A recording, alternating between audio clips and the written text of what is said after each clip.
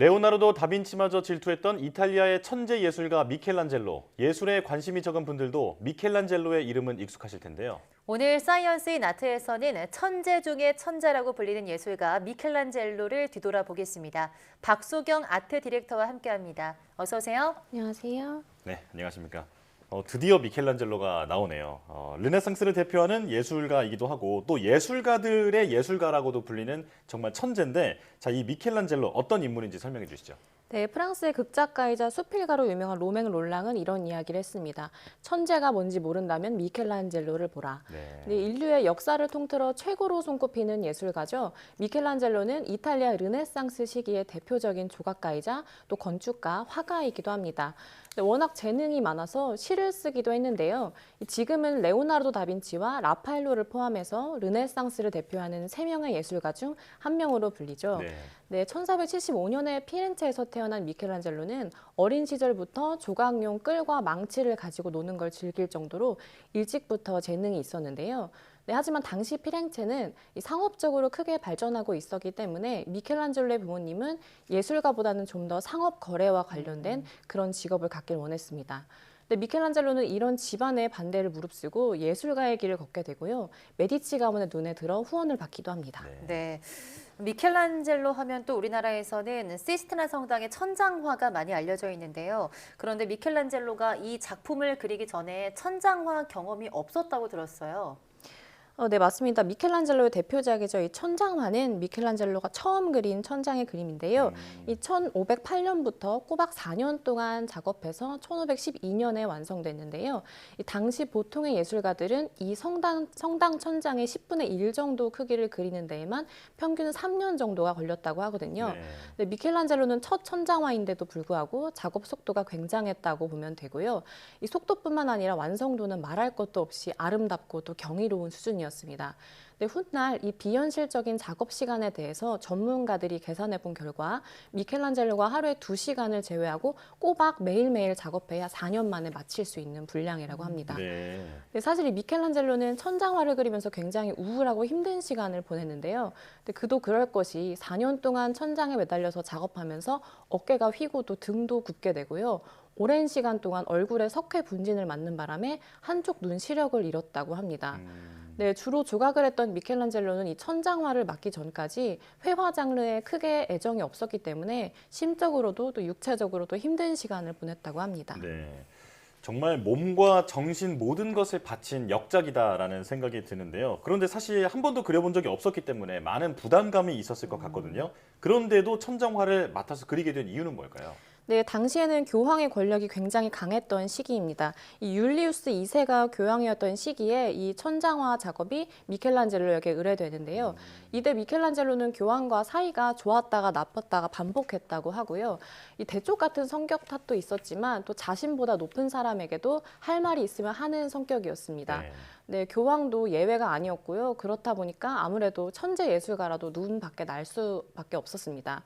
이 율리우스 2세가 미켈란젤로의 거의 명령의 느낌으로 이 시스티나 성당 천장에 그림을 그려줄 것을 의뢰하고요. 참고로 미켈란젤로는 당시에 조각가였고 회화 작업은 거의 하지 않았습니다. 특히 이 천장화는 프레스코라는 고난이도의 기법을 사용해서 그려야 했는데요. 이 프레스코화는 벽에 석회 반죽을 바른 후 물기가 마르기 전에 물감을 칠해서 완성해야 하기 때문에 쉬지 않고 작업해야 하는데요. 이런 프레스코화를 한 번도 해본 적 없는 미켈란젤로의 입장에서는 너무 어려웠던 거죠. 교황이 천장화가 언제 완성되냐고 닥달하자 미켈란젤로는 내가 끝낼 수 있을 때 끝낸다라고 맞받아쳤다고 합니다. 네, 하지만 미켈란젤로만한 실력자가 없었기 때문에 두 사람은 끝내 화해했고요. 교황이 작업 과정을 중간에 보여달라고 해도 완성될 때까지 절대 보여주지 않다가 완성되고 나서야 비로소 공개했다고 합니다. 네. 그런데 앞서서 미켈란젤로가 천장화를 맡기 전에 주로 조각을 했다고 들었는데요. 조각 작품도 궁금한데 어떤 게 있을까요? 네, 미켈란젤로의 대표적인 조각 작품으로는 피에타와 다비드 등이 있는데요. 네, 그 중에서도 피에타를 꼽을 수가 있습니다. 네, 제목인 피에타라는 말은 이태리어로 자비를 베푸소서라는 뜻입니다. 이 죽은 예수를 품에 안고 있는 성모의 모습을 묘사한 작품이고요. 1498년에서 99년경에 제작됐습니다. 미켈란젤로가 이 피에타로 인해서 24살의 나이로 일찍이 거장의 반열에 오르게 되죠. 이 성모가 예수를 안고 이렇게 품에 안고 있는 이 도상 자체를 피에타라고 하는데요. 이 미켈란젤로 말고도 수많은 예술가가 이 피에타의 도상으로 작품을 만들었습니다만 그 중에서도 최고로 손꼽히고 있습니다. 심지어 미켈란젤로 자신도 이후에 여러 피에타를 만들었는데요. 다른 작품들은 이때 조각한 이 작품을 넘어서지 못했다고 하죠. 네, 한 추기경으로부터 성 베드로 대성당에 놓여질 피에타를 의뢰받아서 작업했는데요. 이 사진으로는 작아 보이지만 실제로는 2m 정도 되는 대작입니다. 네.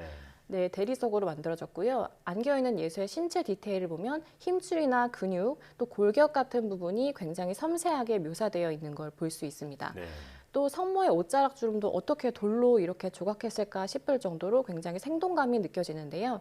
특히 성모의 은은한 미소와 아름답고 젊은 여성으로 표현되어 있다는 점도 특징인데 이 미켈란젤로는 성스러운 존재인 성모는 속세의 시간에 구애받지 않는다고 생각해서 일부러 젊고 아름답게 묘사했다고 알려져 있습니다. 네. 미켈란젤로의 모든 작품이 그렇지만 특히나 이 작품은 더 경이롭게 느껴지는데요. 그런데 이 피에타와 관련된 아주 재미있는 에피소드가 있다면서요? 네, 피에타에 관련된 해프닝이 있는데요. 당시 조각가들이 자신의 조각에 특히 눈에 띄지 않는 것도 아니고 작품의 한가운데 서명을 남기는 일은 흔치 않았다고 합니다. 네, 하지만 미켈란젤로는 이 작품을 만들고 유명해진 후에야 뒤늦게 서명을 새겨 넣습니다. 그 이유가 좀 재밌는데요. 이 피에타 작품이 유명세를 얻지만 정작 사람들이 누가 조각했는지는 잘 몰랐다고 합니다.